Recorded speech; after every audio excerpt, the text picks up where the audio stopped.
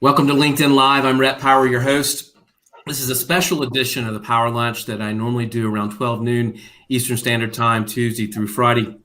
But for the next couple of weeks, what I want to do something a little different. I want to have expert panels to talk about some of our current challenges in business and in life. Today, in fact, we're going to talk about resilience. From a personal standpoint, from a leadership standpoint, and also from an organizational standpoint. And I'm calling this series the Quarantine Conversations because I don't know about you, but I'm in quarantine. And so you should be too, to keep everybody safe.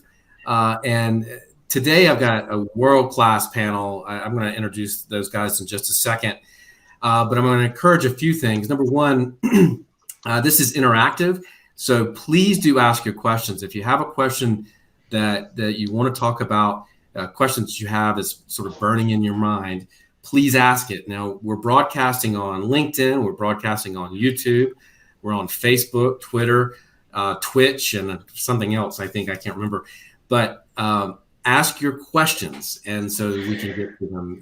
You're not going to get a chance often to talk to the quality people that we have here today. So please do ask. Also, share and like this broadcast because we want your network and all of our networks to benefit from these conversations. Now, I also want to thank Marshall Goldsmith for bringing everybody here together because this group happens to be in the MG100, which is Marshall's group of coaches that he's brought together, the best coaches in the world. And I'm thankful to be part of that group because I learn from these guys every day. And they make me better. They make me a better leader. And so I'm so thankful for that. Now, I want to introduce the panel. I've got Dr. Edy Greenblatt. She is a resilience pioneer in work-life balance. She's a work-life balance expert. And I knew we were going to talk about that today. Edy has been recognized as one of the world's number one resilience expert in the world. She's author of the award-winning book, Restore Yourself. I've also got Lou Carter. He is founder and CEO of the Best Practice Institute, and he's an organizational psychologist and a top advisor to C-suite executives. His latest book is In Great Company. Guys, thank you for joining me today. Thanks for having us, Ray. I appreciate it. I was told that if I wear sunglasses, you'll get more viewers. I've tried. True? Have you tried that? I just wanted to give it a shot. All right. I don't know that it worked, but the numbers just went up. You know what? The numbers just went up. I thought so. So it's. I had a Twitch. I didn't even know Twitch was a new social site. Thanks for having us, Twitch. It's a pleasure to be here, Rhett, and welcome to all of our viewers and listeners. Lou, man, you don't have to. You're cool enough as it is. You don't have to wear sunshades. Yeah, that's just what they say. That's what they say. Money for nothing, and dire straits. That's what it's about. Rhett, thanks for having us on in this coronavirus new decade, 2020. Oh man. You're not supposed to make me laugh. You're going to make me cough in this whole thing. I've got this nasty cough. And I actually did test for coronavirus and I'm negative, so it's not that. Show us your card, Rhett. In Brazil, Rhett just took a test for coronavirus. This is how advanced they are in Brazil. And he went to Carnival, right, Rhett? And he's negative. So it shows you that even with mass amounts of people that Rhett kissed at Carnival, he's still negative. Rhett, show us your card. In great Brazilian form, right? I got a red card, which means I'm good. So I don't know if a yellow card or a green card means something different, but I got a red card, so that means no to me. Well, hey, thank you guys for being here, and I.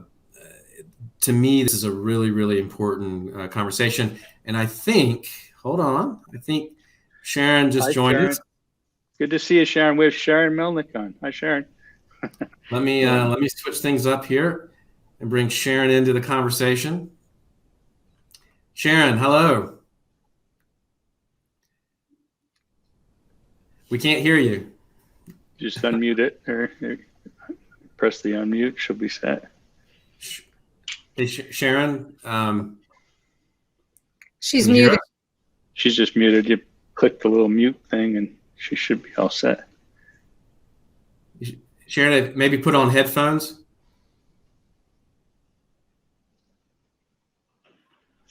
Oh, you're there.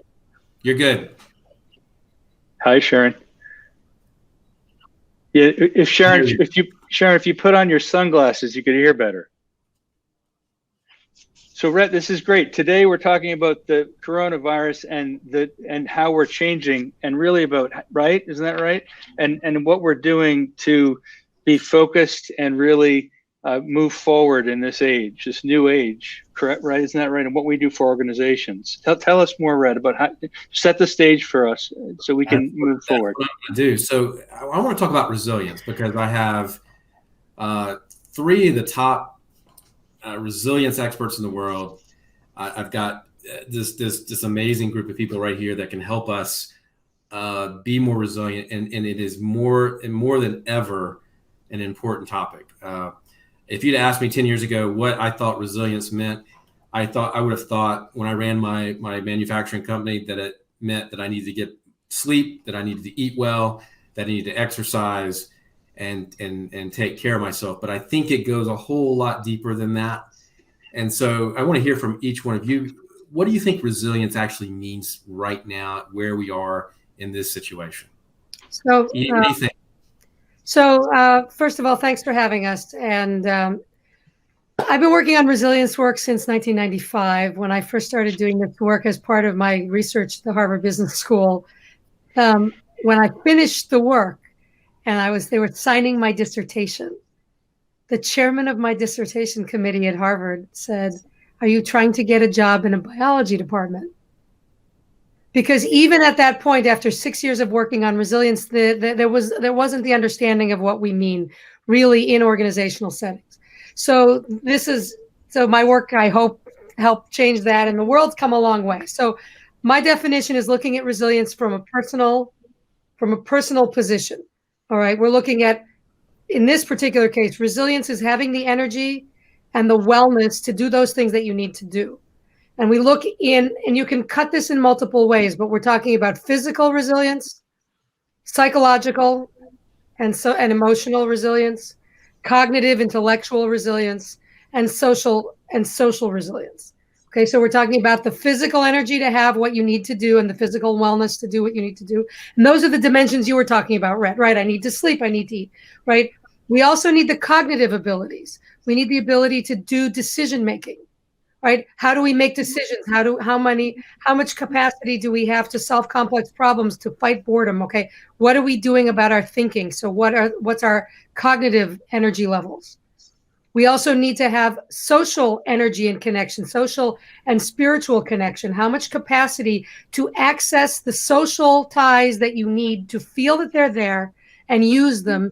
And the same thing with spiritual opportunities of the powers that be. And we need the psychological and emotional energy and resilience, the ability to manage our emotions, the ability to be patient, the ability to deal with emotional contagion, all of the things that we're talking about. So those are the 4 main categories, and you can call it 5 or 6 and cut it that way. But we're talking about the personal resources, the energy that you have as an individual that you control. You can't control the virus. You can't control your finances right now. You can control what you do and how you manage. There's a lot you can do about how you manage your physical, cognitive, social, emotional, spiritual, and social resources. So that's my perspective. The energy you need to do what you need to do and the wellness to do it.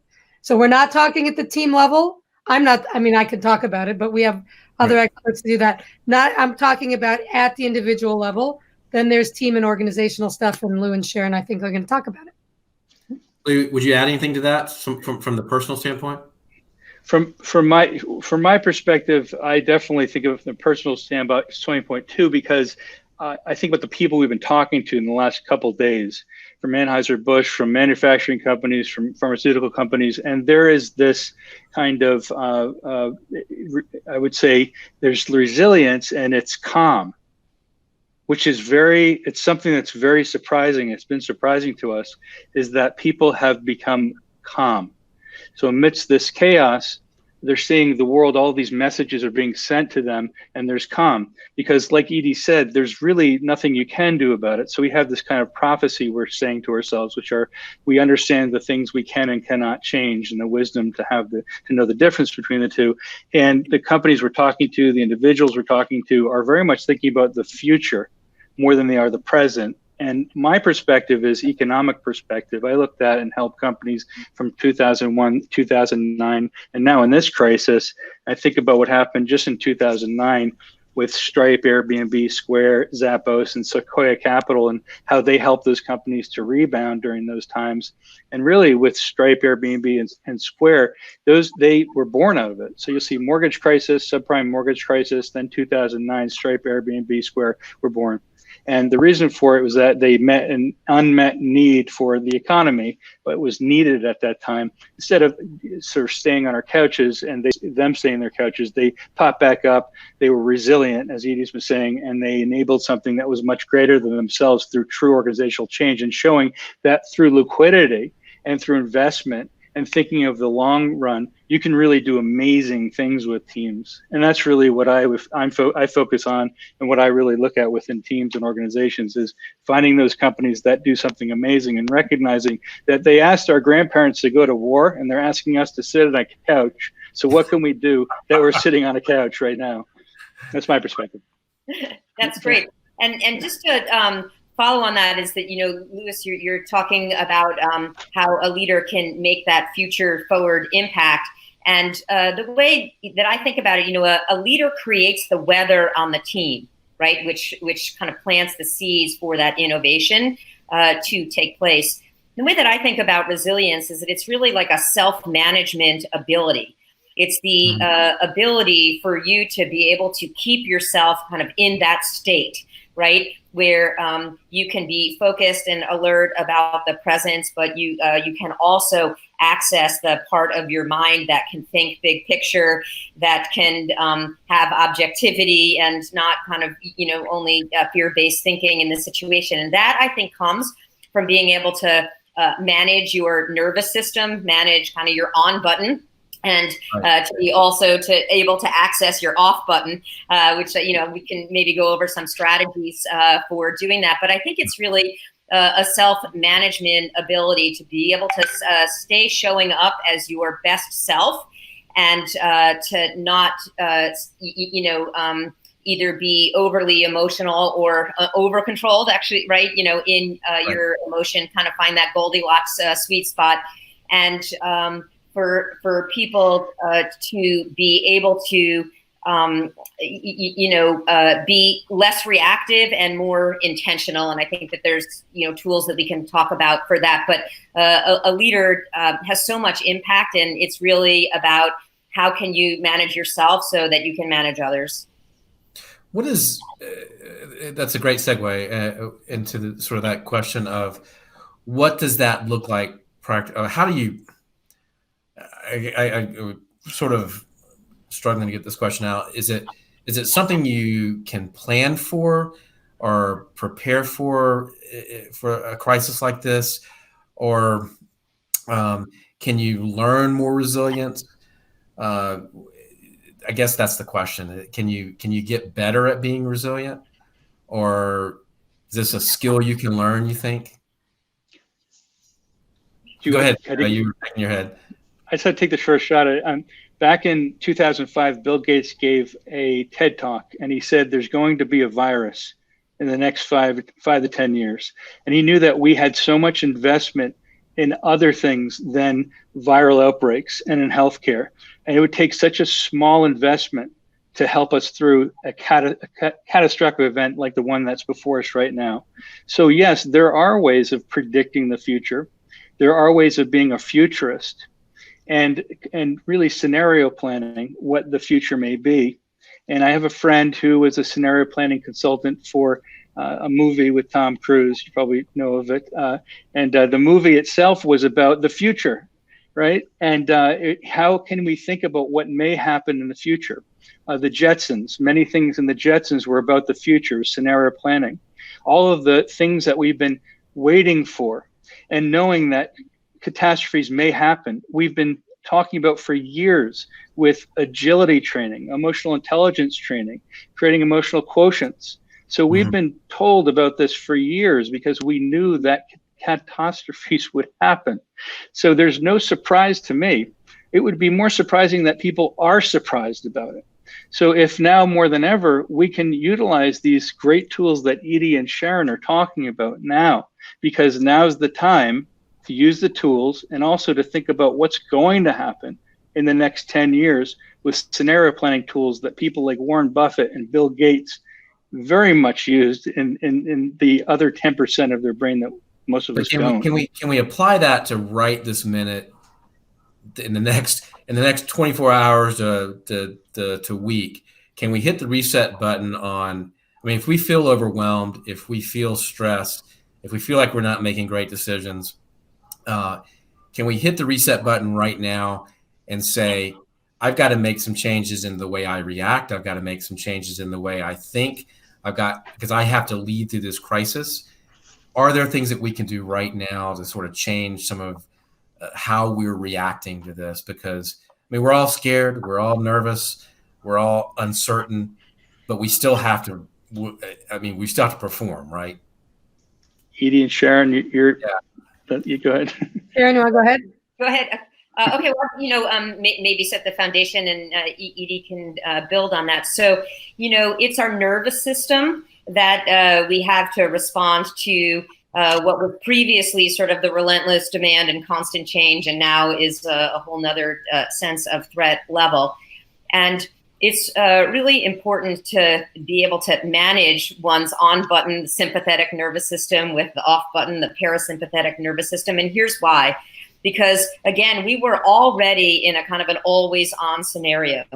And now, we're just adding a whole level of emotion to it. And here's what a leader wants to appreciate is that when that your on and your off button have kind of a mode of thinking and performing associated with them. And the on button mode is, it's really a kind of black and white. It's all reactive to what's right in front of you.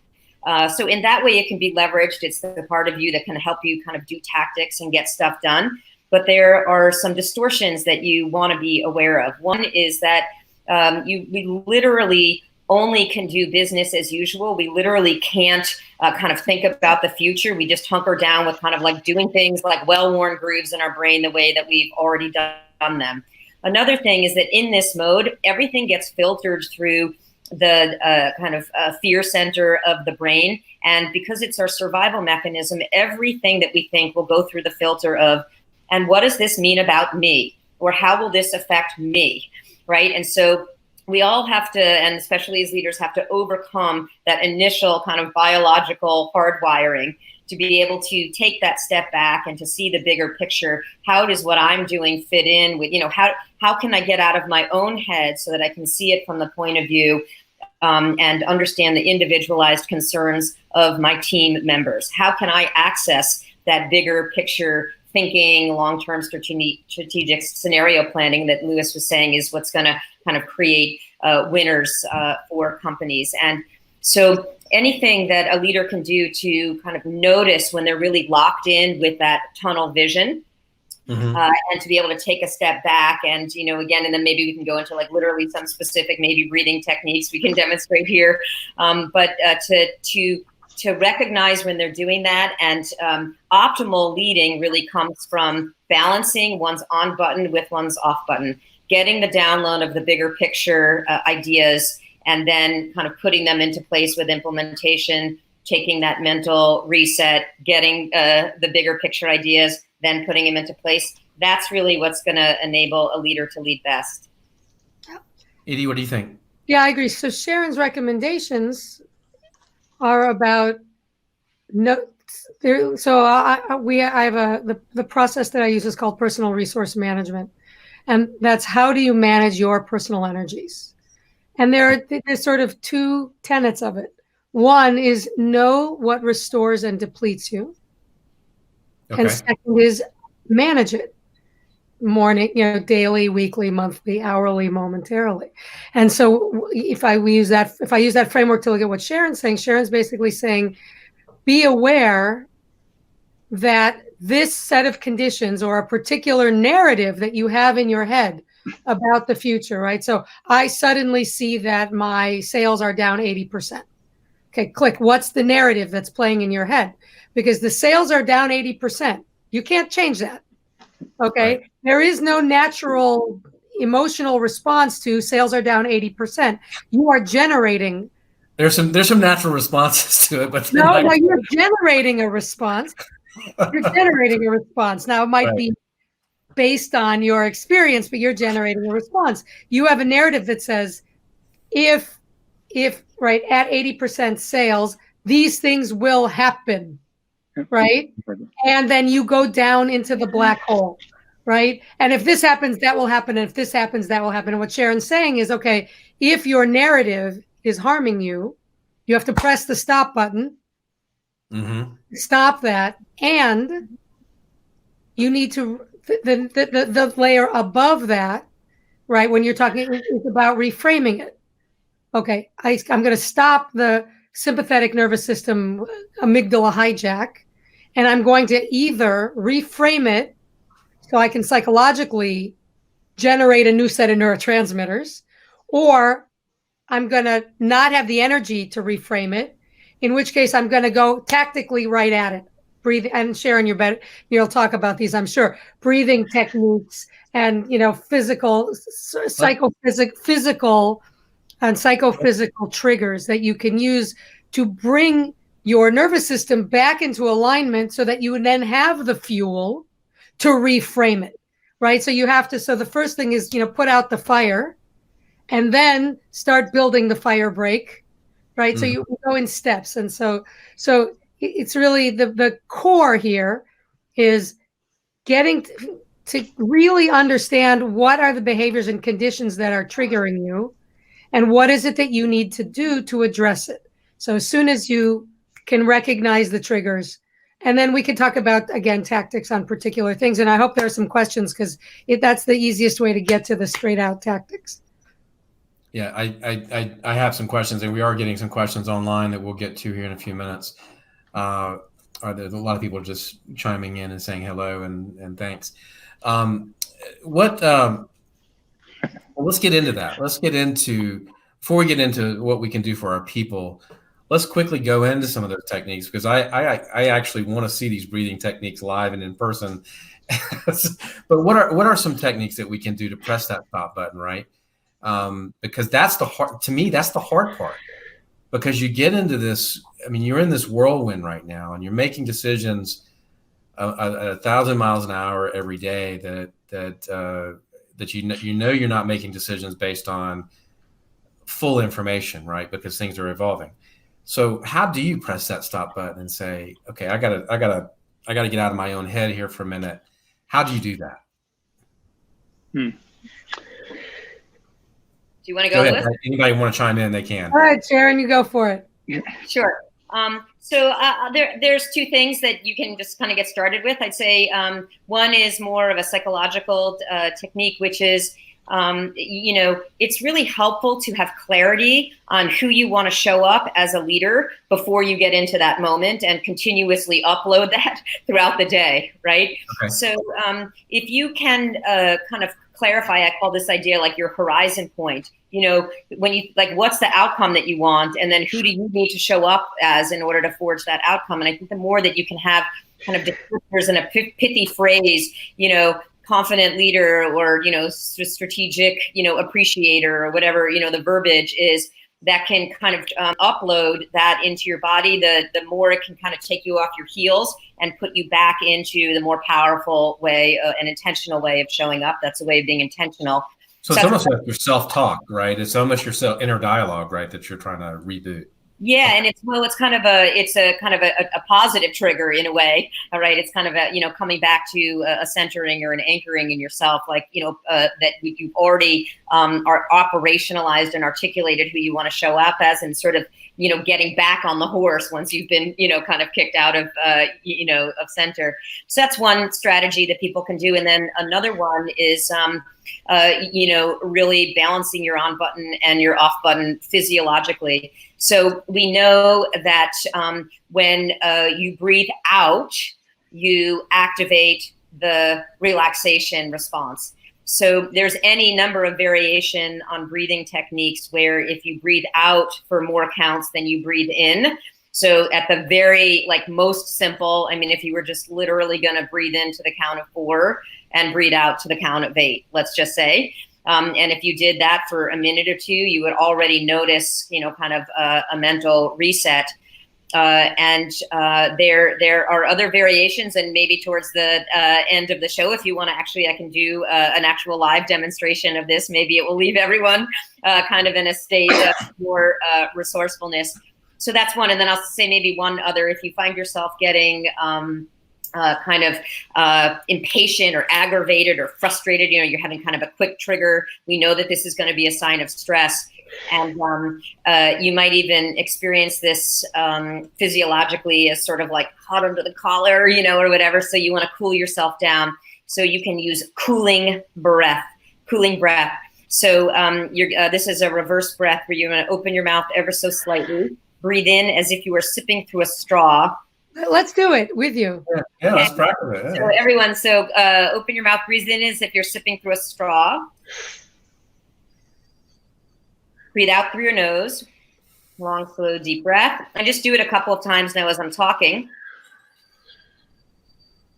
Does anyone find yourself that you feel a cooling, drying sensation over the top of your tongue? Very much, yes. Very good. So it's literally cooling breath. It will kind of cool down your physiology. My acupuncturist friends tell me that what we're doing is that we are activating the meridian, which detoxifies the liver, which is very helpful for you because that's where negative emotions can build up, and it can certainly kind of derail your focus. So if we're looking for what can you do in the moment in order to change your state so that you can be intentional and who you need to be as a leader, cooling breath. I love it. I like it too. Yeah. I actually have one. I had a remarkable hypnotist for a while, and for certain people who are tactile stimuli, there's some people who respond more verbally, and some people who are more influenced by tactile. And I'm real tactile. So if you're tactile and you find yourself generating a negative thought, for example, pick one. I'm going to run out of toilet paper.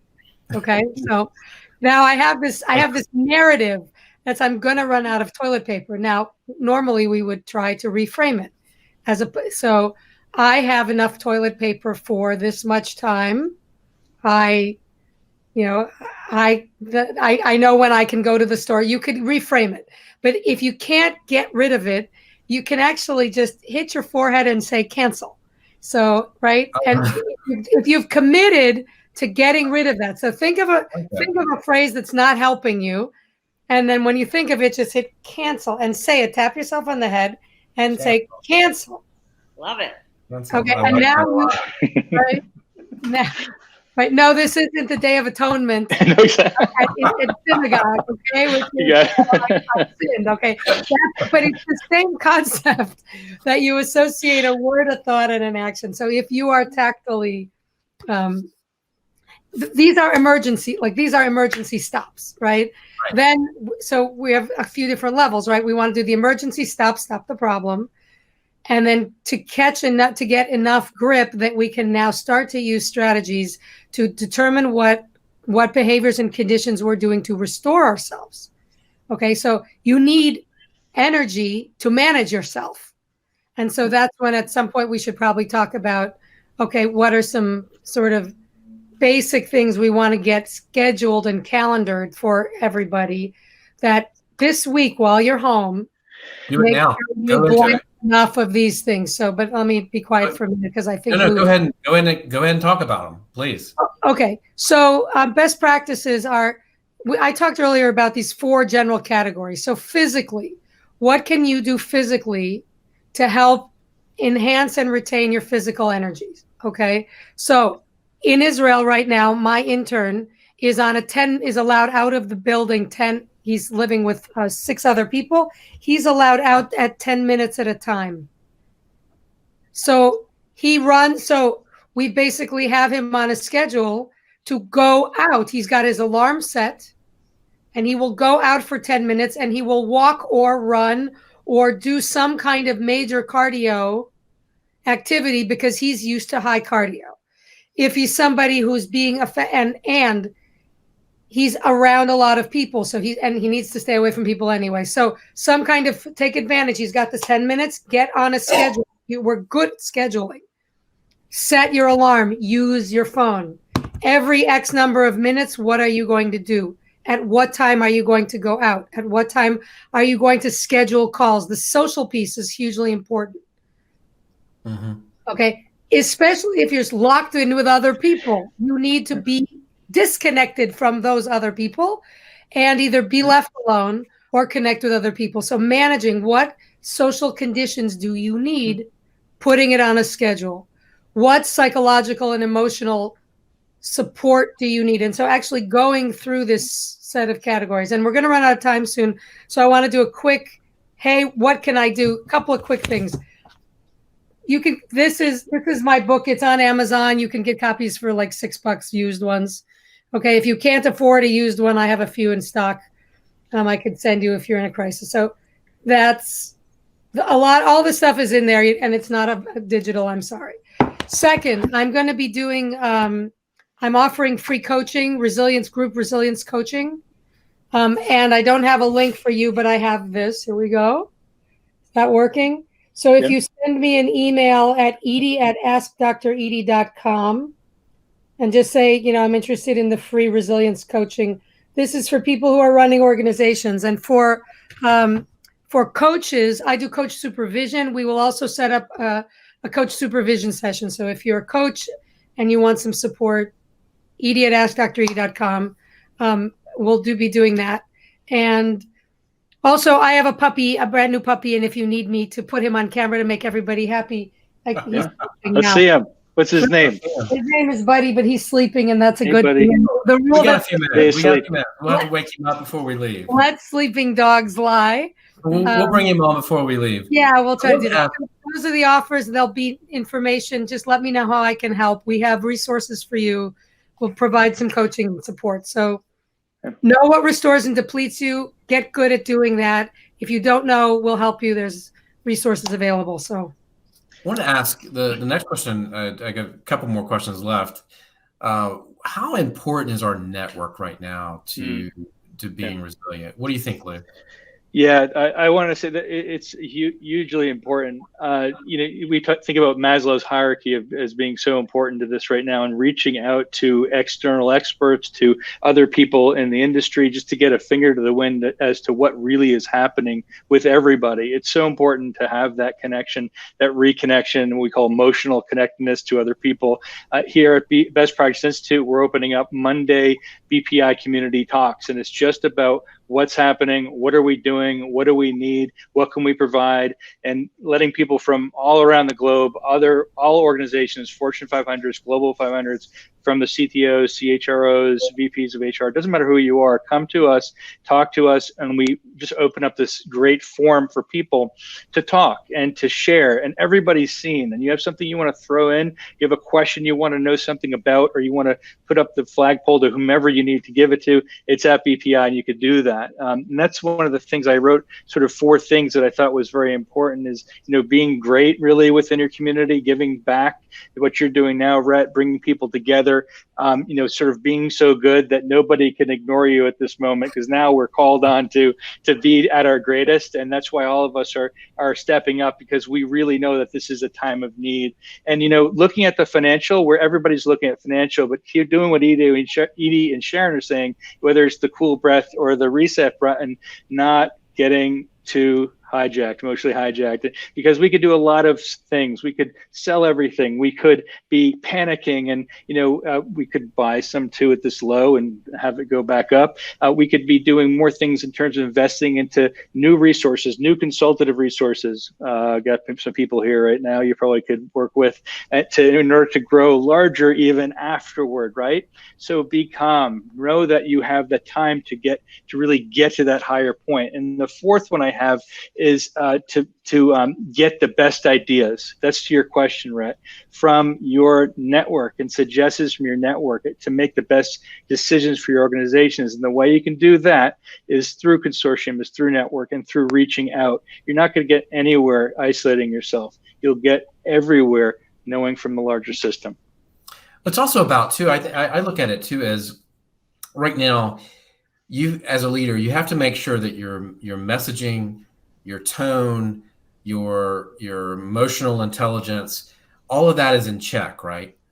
And to me, it seems like your network is a great place to make sure that you're in check, so that you can be the leader that your people need, right? And that seems to me that you really have to lean on others, maybe outside the organization a little bit, to make sure you're doing it right, and make sure your message is right, and make sure your tone and your demeanor is right. I mean, does that make sense?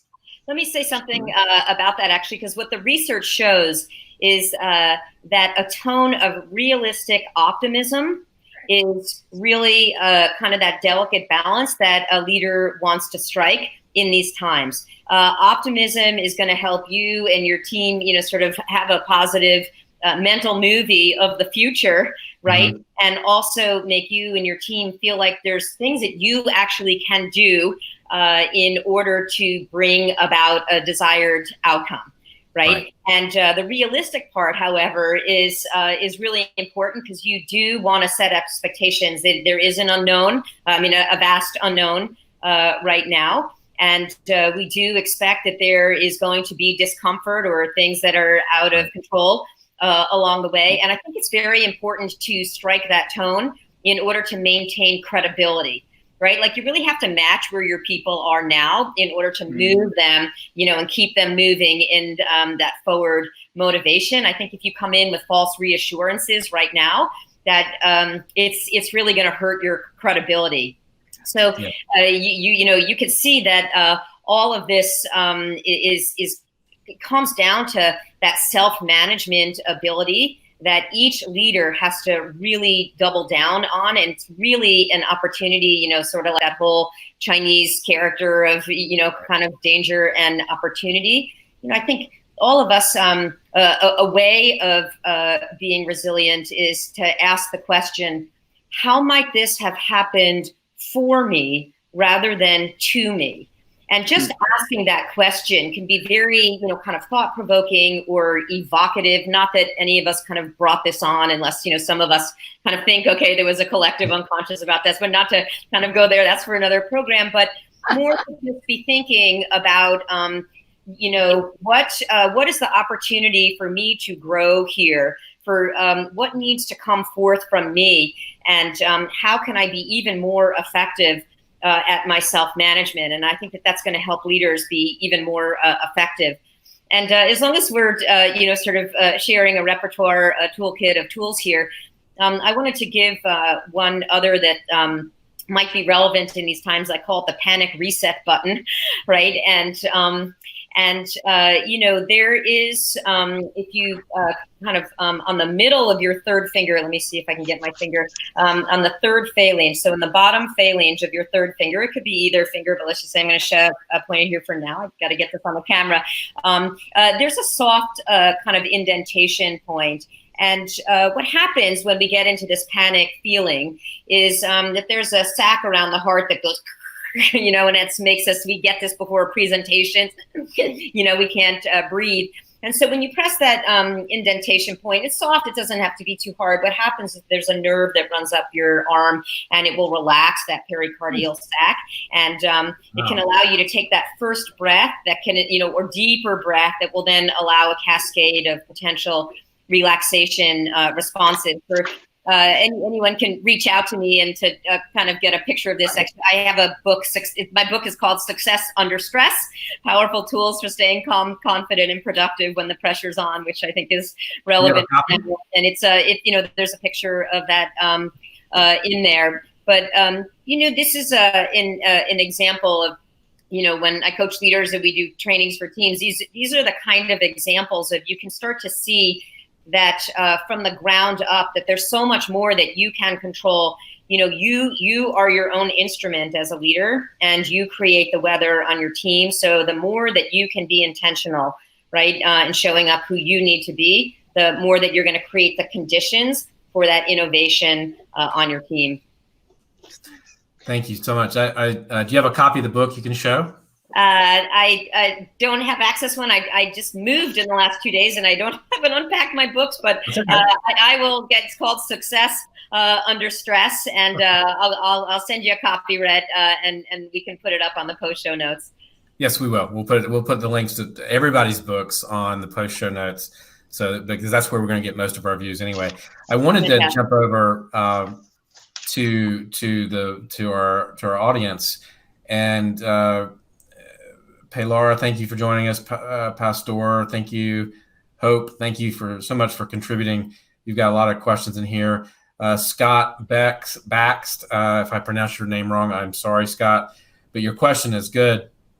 I would love to hear. He says, Scott asks, would love to hear some ways to use resilience to create an environment within your organization and your new virtual teams where innovation and collaboration can happen when physically separated. Does that? I just wrote that, actually. That's exactly. I was thinking about a process or practice by what this is what we use. We have I don't know who that is, but at BPI we have a process for actually implementing change. And it's the 4 E's of change. It's in great company as well. I don't know if you could see it. It's envision, establish, execute, and evaluate. And so this is the polarity theory. This is who you are now. And this is who you are to be. You can actually be both of them. So Sharon mentioned self as instrument of change. This can happen in a 30-second time frame, one day time frame, 30 or a year time frame. And what you're saying is, I can see what the future is first, and you co-create the future, either yourself and dyads and triads and group, and you develop that and you establish it. You make sure that it's true within everybody inside your company. You know it, believe it, you can do it. It's something that can happen. And then you execute on the actual plans. You make it happen. You try it out. We're talking about individually right now, so it's something we're trying differently. We get a response. We relax. We do a wave like we do in Edy's vacations. We go relax in the waves, right? And we let the wave go, and we execute, make it happen. Then we evaluate it, right? That's the last E. We find out, is what I did, does it work? Does it actually work? And if not, go back to envision and let's revision it. Revision what that story is in our head, what the story is with others and collectively, so we can recreate the future and what we want to be for ourselves and those with which we lead and the company we want to create. And that's an amazing mindset, right? Because that's the mindset of, we're going to solve this problem. We're going to think through it. We're going to innovate through it. And those are the companies that are going to survive this, right? The ones that are rethinking how we did things and can we do it in a new way. And I think that's a really powerful thing. Let me read through some other Hope. Let's see. Hope asks, are there some Zoom techniques? This is an interesting question.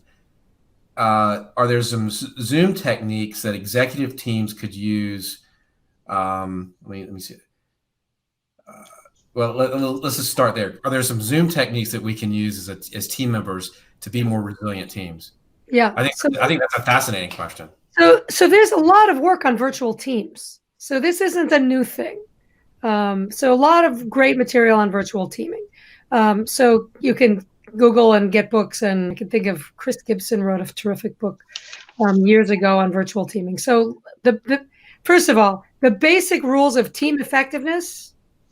I use Hackman's 5 criteria team effectiveness, 5 conditions for team effectiveness, but whatever, the standard models for team effectiveness count. So make sure you've got that in place. Mm-hmm. Then you have virtual teaming things. And so simple tricks and tools. That you can get a listing of feeling words. All right. So when you get everyone online, this is the problem with remote work. You get everyone online, you don't know what condition they're in. So let's get it in the room. So you can get a list of feeling words in there. Just Google it. Right. And you basically ask everybody to go around and say a feeling word. So you'd start your meeting out like this. Because look, that stuff's in the room anyway. Okay. It's in the room anyway. So let's get it out there. Anxious, happy, sad, nervous, distracted, whatever. Not a whole narrative. One feeling word. Now, everybody's put that out there. The next thing you can do is say, is there anyone who is so distracted? You know, you can do an exercise to try to let it go. And Sharon probably has a bunch of them, right? And then after that, this takes what, 2 minutes, right? Okay, so you can do sort of cleansing breaths. You can do things to sort of let it go. You can do it verbally, narratively, neuro-linguistic stuff. After that, that's what, another 2 minutes. You can actually say, is there anyone who has anything that they need to put in the room, right? So that everyone knows what's going on. And then we start the meeting. Okay. So what it's doing is it's doing two things, connecting to people emotionally. It's helping people connect. It's also getting rid of the background noise. And now, and if you do some breathing exercises too, which is very common, to bring everybody into focus, you will actually be more effective than you were in any of your co-located teams. Right. Absolutely. Love it, Edy. And, you know, just to build on that is, you know, I think especially when you're virtual and you're trying to keep people connected, there's a few things. So those go-arounds, I think, are very effective. And other alternatives might be, what does each person need to get from this meeting? Or, you know, sometimes like on my coaching calls, you know, I start with a round of brags or wins and accomplishments, and it really gets like, it's very inspiring, actually. We're like, wow, you know, and it kind of spirals the energy up, and it helps people, whatever's going on that they brought with them, you know, into the meeting. It gets, you know, kind of focus and positive, inspiring energy going. What I would do as well, I think that this is an opportunity, is that so we have an opportunity, not necessarily for a reset per se, but to be intentional about the culture that we want to create now that we're under different conditions. So, and I mean, you can do this in an in-person team as well, but to do what I call the ideal day exercise. Like, what would an ideal day look like, or what an ideal week, or what's the ideal culture that we're trying to create here? And you do a go around and you get a collective input so that everyone feels heard, and everyone kind of has a say, and then everyone has a skin in the game, right? And each person is then kind of responsible for, you know, being impeccable for their 50% in terms of contributing to that culture that we've all agreed and had buy-in. Like, we really want to have that kind of a culture, right? Yeah. And it's very helpful for a leader to do that, because then the leader can appeal to, if things are not in the service of that, to kind of say, you know what I mean? So hey, let's go back to, so what did we all agree on that we want kind of for our ideal day or ideal culture? And is that in the service of that? And if not, you know, what can we do? And it's a way of everyone kind of holding each one another accountable and feel like they can be an active part of creating their experience going forward. So it's just sort of simple, but it gives everyone a collective voice, and it's the glue. You know, I mean, for any leader, the culture on the team is going to be the glue that's going to be there leading and managing and motivating people, even when you're not face to face. So you really want to try to be intentional about that. Yeah. Lee, what do you think? Oh yeah, I just wrote down 2 words. There's 2 things you could do at the end of a meeting in Zoom meetings. You could do an end, right? You can end a meeting, or you can be catalytic. So catalytic to me in the end of a Zoom meeting or any meeting is about, what can I do to take what I learned and bring something forward in a way that's meaningful, right? So at every meeting at the end, it's about what can we do to move forward. And usually 1 out of every 100 people inside of a conference or inside of any meeting will actually do something with it. And there's stories of somebody, is actually a gentleman in a conference who left, and he created a entirely new product line offering for his company. And he was the one person who he was amazed. He was the high potential for his company. And he was the story for everyone about catalytic learning. No one else did it. Everyone else went for drinks at the bar, or went home and started their Monday morning fresh. So it's about catalytic learning. What do we do in the moment that we'll do differently at the end of the experience you have on the meeting? And this is best practice from coaching. This is about so these are, again, best practices from teams and from coaching. What's your commitment moving forward, right? We've had this meeting, therefore what? Therefore, what are you committing to? What support do you need? And in Restoration Vacation, which is the business that Lou referred to that I've been running with my colleague, Drew Harris, we end every single meeting with gratitude. Every single call, every single interaction. This was Drew's demand when he joined the company. And I agreed in a moment, right? What are we grateful for? And just one thing, not, drama. I really appreciate that you blanked. I love that. I think that's a great mindset to add anything on. Yeah. So I want to get one more question. Well, I have one more question online that I want to get to, and then I have one more for each one of you, which will be a quick answer. So Will ask, thanks Will for joining us today. Will ask, my numbers and my sales are taking a huge hit. I've got people working from home, which is new. I am stressed out. How do I rethink everybody's KPIs? How do I rethink everybody's productivity? And what do I demand? Do I demand more, or do I expect less right now? Yeah, I thought that's a hard question. There's a few parts to that. First of all, you can't demand much. First of all, you can't demand anything from anybody usually, right? Fair and enough. so since we are distracted, so my coaching radar just went off. Right. The first thing this person needs is to get off their back. This person has decided that with things changing every 8 hours, they need to have answers now. KPIs are long term. They're going to wait. You have no idea.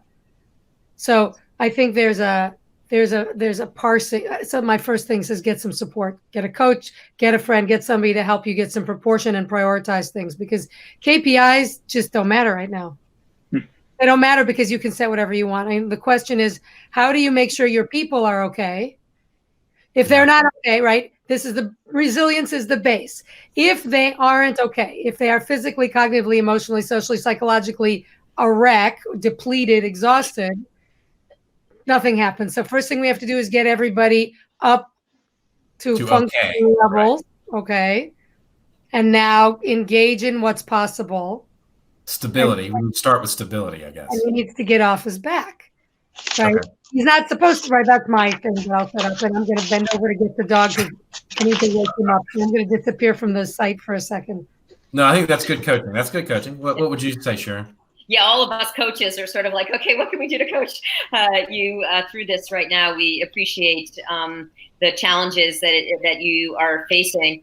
So there's a couple of things, in terms of business, I would be thinking about what is still working in the business, right? And what are some fundamentals of the business, even if it's not all working, what is the part of the business that people still are needing from you right now? And I would really double down on that. And I would really get close to your customers right now. And I would really understand, I would connect with them. I would help yourself to kind of feel useful. And I would really listen with deep empathy. And because what you hear from them might be building on the fundamentals that are working now, might be, kind of the go forward iteration. And back to this through line that I've been talking about here is, who do you need to show up as I've been thinking about, what's the output that you want from your people, or how do you want them to be thinking and feeling and acting right now? And then I'd be asking, and who do you need to show up as in order to role model that, in order to set the conditions that they can feel and perform that way? And, this requires you to be able to kind of use some of these strategies that we've been talking about to kind of get out of your own fear, and to be able to kind of see it from their point of view. What are they experiencing, right? And then to think about, who do you need to show up as in order to be a support system for them. Okay. And Lou? So, Rhett, first of all, I agree with everything Edy and Sharon are saying, and I definitely think we need to do a check-in and finger to the wind at everybody. I think of it sort of like sailing on a boat, or myself. You need to see their wind is going, and a check-in. I have a little tool for that. I'll share it in just one moment. There's no one more important to ask right now in terms of KPIs than those at the top suite. And because they know really who they're reporting to, their shareholders, their board of directors. And it's very important that we understand where they're at. And then you being a manager and saying, do I change their KPIs? Well, I don't know that. Probably what you're doing right now is you're feeling whatever is happening around you as a manager. So you have your own feelings. You have other feelings as well. So what you need to do is take a sort of step in and say, let me go and find out, right? If I don't know what I don't know, I need to find out. So you should step in and start asking these questions of whomever you report to, and ask them to ask whomever they report to without stepping on too many toes, without harming any politics, because you want to keep your business going and thriving and succeeding. So, I always have this tool I give. It's a ladder, kind of like a ladder of inference. It starts with kind of what's up, what's going on? Why are we here, right? Why are we, what are we talking about with key performance indicators? Or you go to your CEO, you say, well, what's happening really? I'm here because I'm very interested in what's, what we should be doing now. Should we be changing KPIs? What's behind this? What are your feelings behind this? What are your perceptions behind this? What does the market need? What do you need as a business? Then what's possible? Do we change KPIs now? Do we not change them? Do we adjust things now? And then let's test it out, which really then goes back to envisioning and for the phase and going to the evaluation stage. So we have to be still mindful of some binary approaches, some linear approaches, not the key into it systemic that Edy and Sharon are talking about, very important. It's just let's be careful about, going and checking in and getting to know the things that we just don't know right now. Yeah, I would agree with you, and I think all of you are right. But I also think that this the one of the things I think, once people feel comfortable in the next few days or to a week, giving people time to adjust to the new reality. I mean, I've got two boys who started their virtual school today from their school, right? And we're going through so many shifts of trying to figure out how we're all going to stay in this house for the next month together, right? And I think once we get to a happy new sort of reality, right, or a happy what do you call new normal, so to speak, then I think people are going to want things to do, to feel useful. Yeah. They're going to want they're going to want to work, right? They're going to want to get their minds off all this other stuff. And I think I think giving people time to get to that point, and then reevaluating with your team and with your leadership what the next steps are. I think that's the way to handle it. But I think going straight into that conversation right now may be too soon. I mean, it depends on where you are as a company and how, but I think it's really, really important to be mindful of what they're dealing with at home, because you can't separate that. So anyway, that was my 2 cents. But I'm going to do my quick puppy introduction, because this is Buddy. Oh, this man, is my contribution to the well-being of everybody. Say hi, Buddy. Hi, Buddy. You have to plug your. He's like a teddy bear. You have to plug your live talks, Edy. You have to talk about. Okay, so Buddy and I are going to start. We're going to. Okay. So I realized that I have the perfect storm, which is I finally got a puppy, and there's a global pandemic. So the question is, how do we take these two things and put them together? And I walked him too much today. He's all floppy. You should see him when he's not. So I'm starting a little podcast that's going to be Resilient Leadership with Dr. Edy and Buddy, because I'm learning a lot from him. Here, say hi. Hey, buddy. I walked for an hour today. Yeah.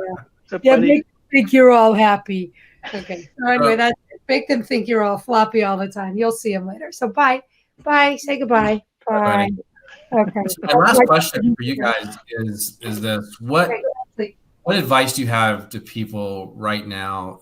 A takeaway that they can take away real quick for them to maybe try to put in practice right now to help them sort of get a grip on where they are and calm down and focus. What's the quick takeaway from each one of you? Go outside. Unless you have to stay indoors. Wash your hands. Go out and walk around. Stay away from people. And get out. Don't touch anything. Get outside. Don't touch anything. Don't touch anyone. Don't breathe on anyone. But get out. That break will help. It'll help you. It'll help your neurotransmitters. It'll help your vestibular stimulation. Make sure you're in motion. And make sure and sleep. Right, the two things. Your immune system. So it's sleep and some movement, and reach out. We're all here. We're all offering you free stuff. Take it. Yeah, learn. Actually, take an opportunity to learn. Right. Take it. Yeah, you don't have to clean your house because you're stuck in the house. Okay. Okay, that's mine. Sharon, what do you think? I'm just going to build on what Edy said in terms of sleep through the night. And if you're really stressed and freaking out and you can't sleep through the night, I'm going to give you one more off button technique. Is that okay, Rhett? Absolutely. We didn't do it. Did we do our breathing? We want to do that at the end. This one actually. So if any of you are really feeling very anxious about the future here, if you wake up in the middle of the night with your thoughts racing, either about your to-do list or just the worries on your back as a leader, then here's a way of pressing the off button to get back to sleep within 3 minutes or less. No external substances required. So left nostril breathing, you're going to cover your right nostril, breathe exclusively through your left nostril. Cover your right nostril, breathe exclusively through your left nostril. And it activates the vagal nerve, which is the chief nerve of the relaxation system. And cover the right, breathe with the left. And it's just another way, again, of sort of, balancing this on and the off button is going to enable you to be effective in the tactics and to think bigger picture. I think I just want to say one thing about that left nostril breathing. It's very, very important that you do it correctly, because if you do it incorrectly, just get up and kind of go into your home office. It's the opposite. It's very activating for you. So on page 68 of Success Under Stress, people keep it by the bed so they can remember when they're disoriented in the middle of the night. But the final tip that I would give is I'd pay attention to what are the mental movies you're playing in your mind. Right, because that's creating kind of your inner environment, and that's going to really dictate how you show up. So really want to thank you so much for this opportunity to have us on. I've really learned from all of you, and you're doing something very important. In fact, I'm inspired by you, Rhett. I'm going to be starting my own series here of LinkedIn Lives for those of you who really want to kind of master the business psychology and to be a resilient leader in these times for yourself and for your people. So thanks so much for having us on here, Rhett. Awesome. I can't wait to watch.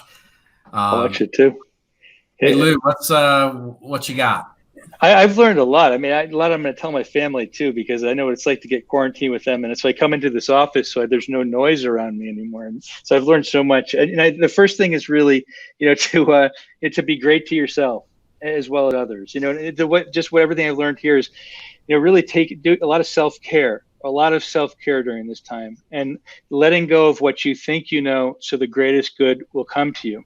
really resetting, as Sharon said, those stories in your mind so that new stories can emerge.